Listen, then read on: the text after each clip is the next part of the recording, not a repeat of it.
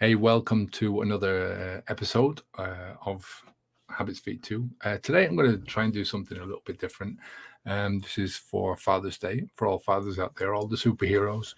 Um, I'm going to do something, try and make it a bit of fun and also a bit of poignancy in there because I'm talking about my own dad and try and give a bit of advice, if I can, to fathers that are just starting out on the job, stuff that I would have liked to have learned when I started out. So the message is really meant for fathers because it's Father's Day, but really the content is, for the most part, equally valid if you are a mum. I'm just coming from the dad perspective from that point of view because that's where I'm comfortable. That's what I know, right? That's what I've learned about since I started out on this journey. A long, long time ago, even when I was drinking. Now, from a dad perspective, it would be remiss of me if I didn't offer some of my jokes as a father. But I'm going to let you know as soon as I do one. So this is going to flash up, right? So I'll start it out now by saying, what did one wall say to the other? I'll meet you at the corner. I know they're going to be jokes, right? They're going to be jokes, but like I said, bit of fun as well. Each father lives in his own time, right? In his own circumstances, in his own context. Each father has got his own problems. He's on his own learning journey. He's got his own gifts as well. And he's also got his own, what I call his own unfolding, which doesn't stop when you become a dad. It's only that unfolding, that learning process only accelerates and expands when you become a dad. So I think it's important that we celebrate Father's Day. I think it's one of the most important parts of the year from my perspective. I started out on this journey to stop drinking alcohol because I felt like I was being not as good of a father as I could have been. I was using a lot worse terms on myself back then than I do now. But with growth and I've always said that the more you get into this journey, the kinder you can be to yourself, including your past self and who you were and what you've done in the past. So I want to come at it from that perspective. So I think it's good to have a day where we can celebrate fathers. It's not important for the father to be celebrated, but the idea that fathers are needed, that they are an essential part of growing up, that they're an essential part of our society, that they're essential for creating well-balanced adults. Look around you at what's happening now, and you tell me that there is not a need for proper fathers to be there, right? I think it's funny that Father's Day is sort of lodged somewhere in the middle of Gay Pride Month. I'm just saying, it's sort of ironic, isn't it? But I think it's important lest we sort of get caught up in all the negatives that are being thrown around about men lately, especially white men, toxic masculinity, patriarchy, other anti-male statements. Right now, don't get me wrong. There's a lot of that stuff is there because of the way some men have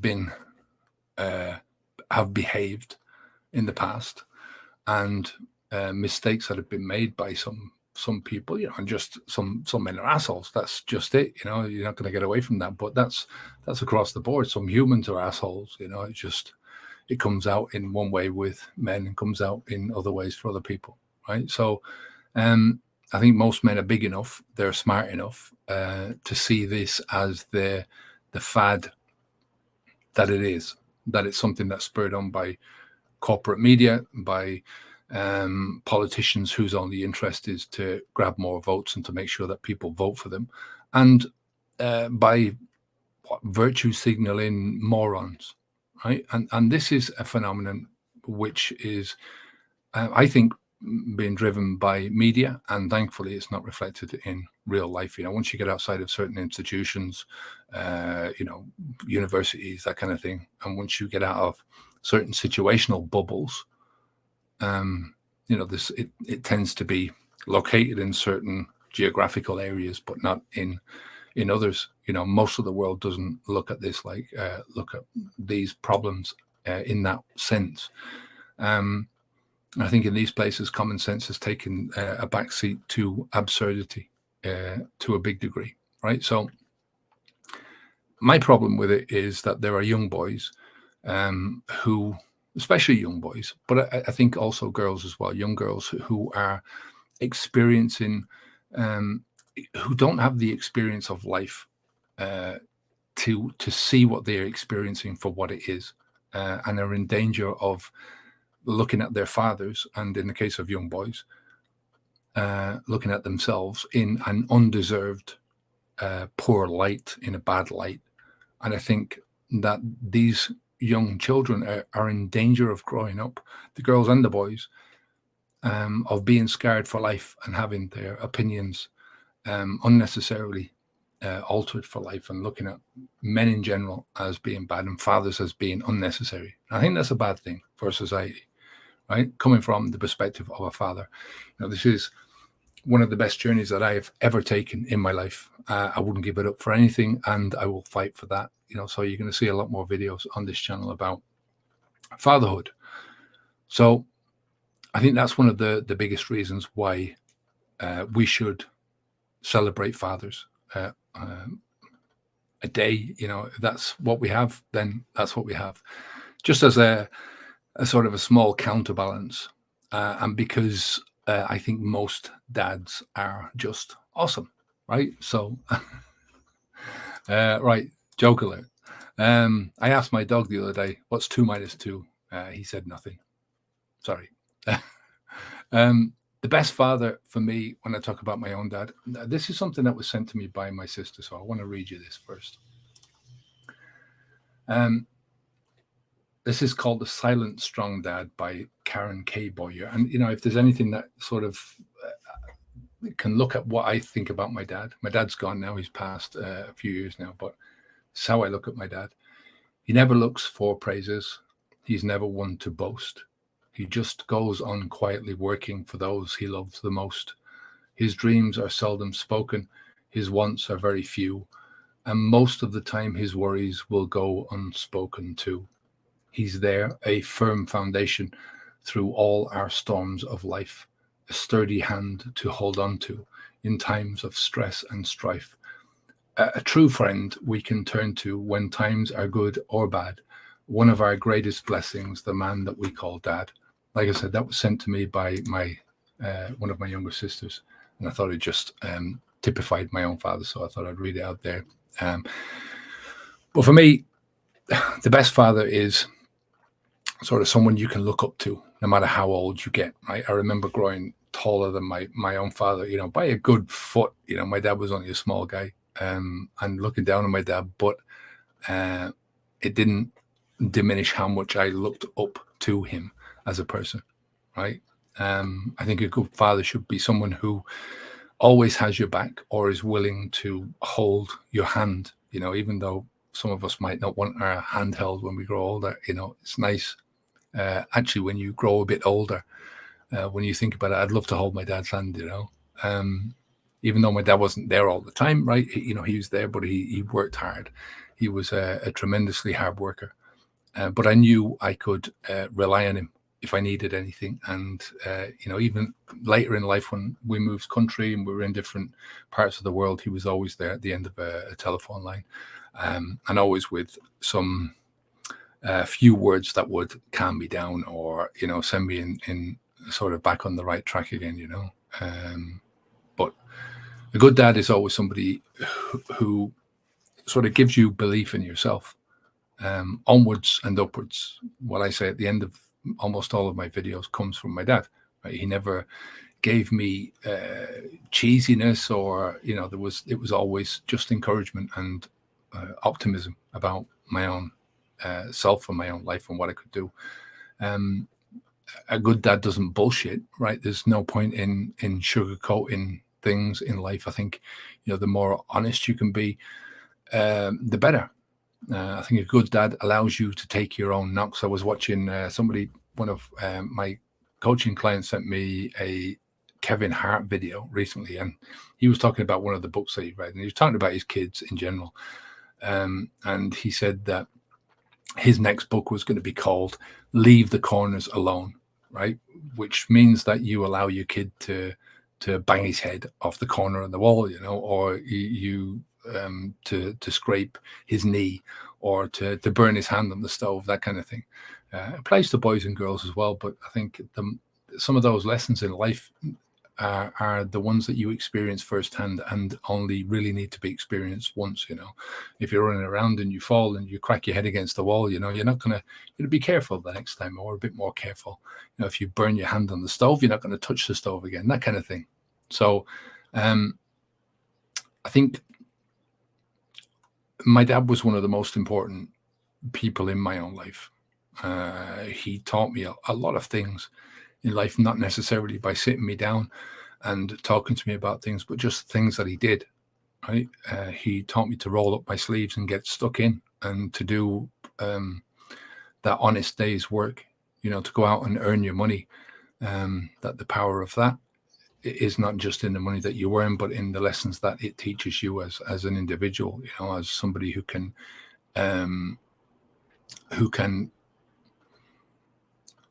take anything in life and move forwards with that, and be strong in almost any direction in life. Like I said, these lessons are not lessons that you might learn at the time, or that your children learn just because you teach them at the time. It might take them experience to learn these lessons. He also taught me the power of perseverance. My dad would put his hand to almost anything, it seemed. If he didn't know how to do it, he'd ask somebody, or he'd buy a book or borrow it from the library. We didn't have much money, so he'd be often down the library looking at these. I remember him looking at books that may be 20 years old, how to build a shed or something like that. And you get all these black and white pictures, and descriptions. He taught me how to read. He didn't, again, sit down with me, literally showing me step by step how to read. He didn't show me the alphabet or any of those things, but he taught me by reading a lot himself in his spare time. I'd always wonder, what is he doing? What is he? And then once you get into it yourself and you start to understand that you can delve into secret worlds, you can delve into somebody else's mind, you can get knowledge from it, you can there's so many different things that you can learn from reading. So I got that from my dad. He taught me the optimist's view, going back to the onwards and upwards. Look at life with optimism. Why not? What's the point in looking at it with pessimism? You've only got one life, and you might as well live it as best as you can. He also taught me humor, making up silly poems. He was always making up rhymes and coming out with silly dad jokes, and he was more than likely to smile than not to smile. So having said that, with the dad jokes, here's one for you. I don't trust those trees. They seem kind of shady to me. All right. Some advice for young fathers that I wish that I had when I was starting out on this journey. I wish that I'd known, and this is by no means an exhaustive list, but it's just, if you're starting out on this journey, one of the things I'd say to you is that time is short. The two things that you've got in life that are short are time and energy. You've only got so much of each. Make the most of it with your kids. It's not possible to spend all your time with your kids, but when you do get a chance to be with them, try to be all in, for both your children's sake, because they'll appreciate it, and for your sake, because looking back, you'll have many more memories to look back on. Children learn by imitation, but you have to give them something worthy of imitating, right? Something solid, something foundational that is going to begin the process of them developing into something. They have an initial target for something to aim at. That's what your job is at the beginning, is to give them that initial target. This is the person that you're supposed to be. especially to your sons, but to your daughters as well. I think daughters, I've listened to daughters from the perspective of that they learn so much from their mothers, but they learn um, a lot about themselves from their fathers as well. So, I just think it's something foundational that every parent can give to their children. It's something that pulls them in the right direction rather than pushing them. I mean, there's a push and a pull to this thing, the carrot and the stick. Sometimes you need the stick, metaphorically speaking, but you also need something of a carrot that's going to pull them forwards in the right direction. So that's your role as well. It's not your job to give them everything, just as your job is just to give them as good a start as you can manage from who you are. Like I said, just because you become a parent, it doesn't mean to say that you are the finished article and that's it. Nobody's at that stage. The learning continues. I mean, I think I'm still trying to sort things out in my life, and I'm still going to be trying to sort things out. If I get to 80 or 90, I'm still going to be learning and figuring myself out. So, it is what it is. You are what you are. And that's all you can do, is to give them as good a start as you can manage. The only the only way that you can make the changes happen in your life is to take responsibility for them. I think it's a great lesson for you to teach your children as well, early in life. One of the things my dad did for us was I was never handed money. Maybe you were given 5 pence or 10 pence to buy a bar of chocolate or something like that. It's a long time ago, but almost anything that I ever had in my childhood, I always had to earn. Going out and washing windows and mowing lawns and doing different things like that. We had a paper round, typical for a kid. So yeah, I think that's one of the things, just to give your kid the responsibility, teach them responsibility from an early age by getting them to do things themselves. And as they're growing older, they're more and more responsible for themselves. I think as far as a role model is concerned, the only way to be a role model yourself is to give life to the possibilities of what can be done, of what can be achieved in life. What can be achieved in the hands of somebody who has commitment to that achievement or to themselves. You personally don't have to live every possibility that's there, right?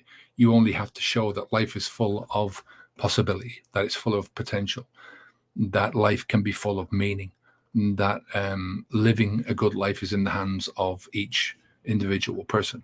Right. So it's not up to you to live the good life for your children. And they shouldn't be looking at you for that good life, but that they should take responsibility for that themselves. And also that failing is a part of that process of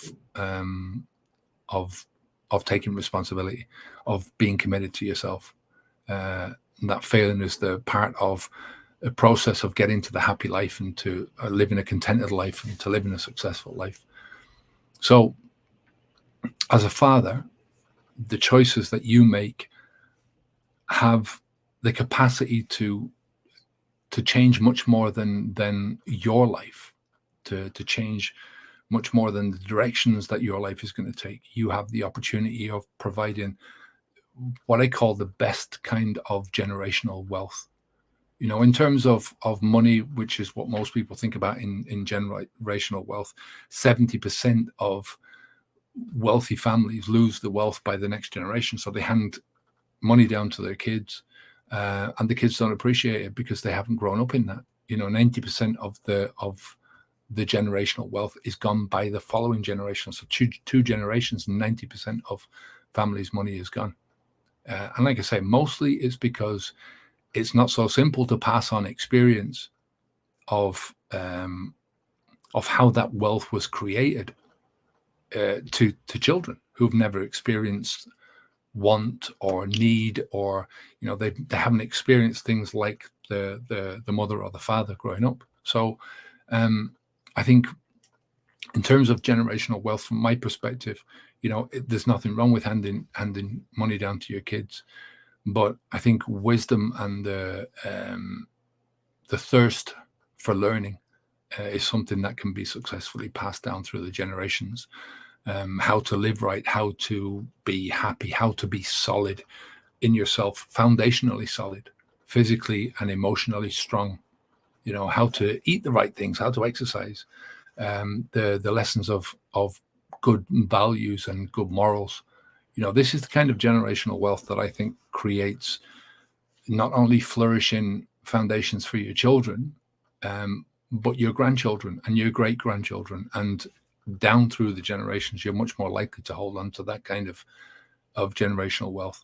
And I believe that it's much more valuable than money. And look, because this is an alcohol channel, and I started out this, and I've changed so much about myself because of my own journey away from alcohol. I want to talk and end this with a bit of a chat about alcohol. Just to say that it's a drug, right? We all know that, but I think it's much more than that. It's alcohol. When you drink alcohol and you introduce alcohol at a young age to all children, I mean, most kids get to 18 and it's almost a rite of passage now to drink alcohol. In some aspects, these things are changing, but the lessons that a child learns, some of the lessons that a child learns from seeing their parent drinking alcohol is that the attitude of self-medication, the attitude of well, I can run from life with this, that I need to escape without thinking about the consequences. And I know some people think it's smart to teach their kids to drink responsibly, but I would just ask, we're talking about things in terms of wine here, and you give your kid a bit of wine, a bit of beer, you start them out, and you think, well, if I do this and I'm doing it under circumstances that are safe for the child, that I'm teaching them how to consume alcohol responsibly. But this is a drug, and like I said, you only have a certain amount of influence over your children. You don't have complete influence over your children, and your kids are going to go their own way regardless. So from that perspective, if you think that you're teaching your children responsibility when you're introducing them to alcohol, I'd just ask you, would you teach your kids to smoke cigarettes responsibly? How about smoking crack or snorting cocaine? Would you think that was responsibility? Because these are all drugs that are out there, so why would you think it's okay to teach them to use a drug that has been responsible for over 3 million early deaths every year and for untold misery throughout the world? This is what I'm talking about with alcohol. So like I said, that's the end of that part, where I think you should lead by example. The best thing is not to drink alcohol at all. Lead by example from that perspective. We all learn to drink alcohol from somewhere. Every one of those people that has ever had a really bad problem with alcohol, anyone that's had a problem with alcohol or has seen their life diminished to some degree with alcohol, has learned to drink alcohol from somewhere. And many of the lessons that we learn in life, they're imprinted on us by the time we get to 3 or 4 or 5 years of age. So very early in life, we learn these lessons. So I would advise all parents not to drink. If you're going to drink, don't do it in front of your kids. Don't let them see the alcohol in your life. Don't let them see it in your house. Don't let them see it as part of life. And certainly don't let them see you drunk. So I'm going to end it here on a lighter note, I think, by just giving you some dad alerts, some jokes. All right. First one is, what country's capital is growing the fastest? And that is Ireland. Every day it's Dublin. All right. Why can't a nose be 12 inches long? Because then it would be a foot. What do you call cheese that's not your own? Nacho cheese. All right. I'm reading a book at the moment about anti-gravity. It's just impossible to put down. So, all right. Happy Father's Day to everyone. I hope you have a great day. Like I said, I think we should be celebrating this more often. Not taking anything away from mothers. I think there should be a Parents' Day. There's plenty of days that we celebrate mothers, and I will definitely be doing one for the next one. So take care of yourself. Give all you good fathers out there, give yourself a good clap on the back, and take care of yourself. Onwards and upwards. Bye now. This is just a bit of an addendum to what I did yesterday. This is Father's Day, and I wanted to wish you a happy Father's Day while I'm out here walking with the boys. And I wanted to just add that fatherhood is not about perception, or it's not about perfection. I spoke about this the other day, that a lot of the time it's in your mistakes and in the mistakes that you make as a man, as a parent, really, that are going to really provide a lot of the good lessons for your children, and some of the stuff that they won't see. When your children are very small, they look at you in a completely different way to how they look at you when they grow older. Sometimes it's very cruel from that perspective, because kids are, you've had I remember my son, getting into his, 9, 10, 11, 12, and we had different circumstances because of his mum, but when we got to that stage, and it was sort of cruel in the sense that he relied on me so much as his dad and looked up to me so much as his dad, and then they start to see the little faults in you, but that's a good thing as well. It's a good thing that they see that the next generation is supposed to be better, and the best lessons that you can teach your kids are the ones that you make your mistakes and that you own up to. So yeah, that's just something I wanted to add there. There's it's trying to be the best dad that you can be at the time, with the knowledge that you got, being who you are. If you're on a growth, if you're trying to grow, then you're going to get better and better as you go forward. So that's what it is about being a role model. A good role model is just to have that in your mind, that we grow, and because we grow, we make mistakes, and those mistakes not only teach us, but they teach our children as well. So anyway, I'll leave it there for today. Happy Father's Day again, and I'll speak to you again soon. Onwards and upwards. Bye now.